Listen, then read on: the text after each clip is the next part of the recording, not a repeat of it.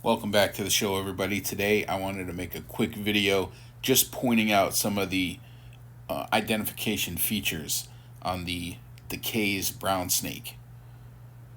So we're going to be on iNaturalist looking at some of the photos of the Dekay's Brownsnake, and I'll throw up a range map. The Dekay's Brownsnake is a non-venomous snake, and it can be actually very common in many areas of its range, especially in suburban and even urban areas and cities. These snakes have adapted to living in parking lots and in backyards and gardens because they eat a lot of slugs.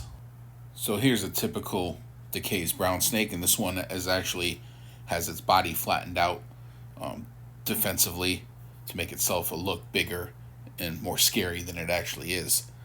But as you can see, they are called a brown snake for a reason. Shades of brown.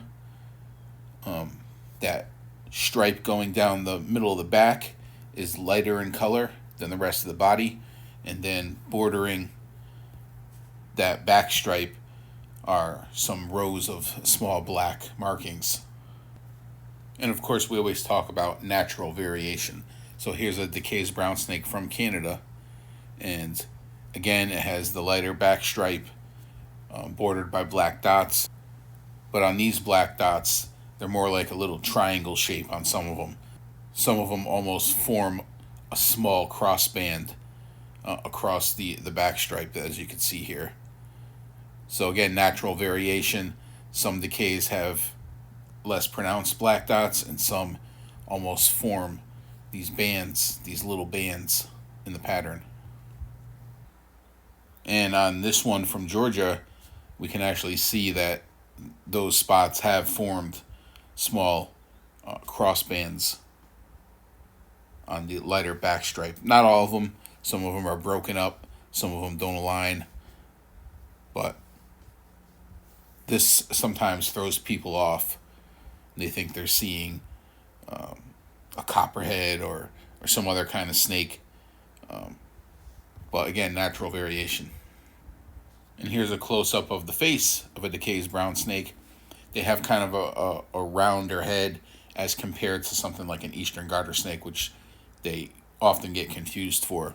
The Dekay's has that rounder head, sometimes called a bullet-shaped head.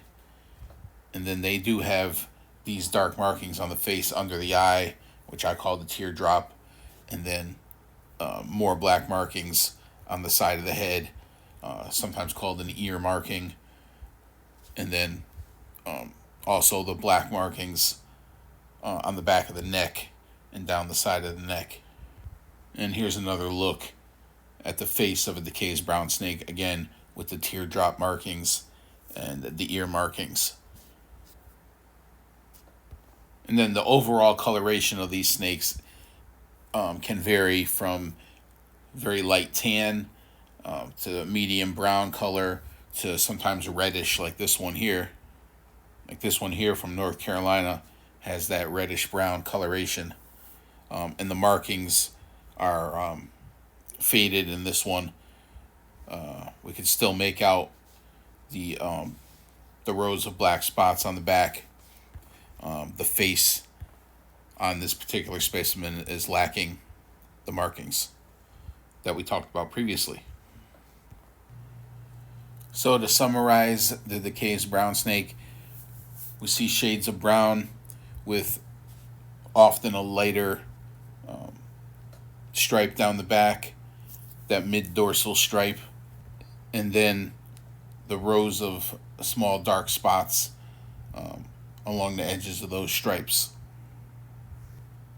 And then the face markings are another important aspect to ID the Dekay's brown snake. The teardrop markings under the eye, the ear markings, and then the neck markings. So that should give you a solid foundation to help you recognize the Dekay's brown snake. Of course, the subject of ID goes deeper than that, but this should help you and give you a good starting point for recognizing the Dekay's Brownsnake. Thanks for watching. Hope you learned something today. And please share the video. Subscribe if you haven't already. Share the video. All of this helps the channel grow.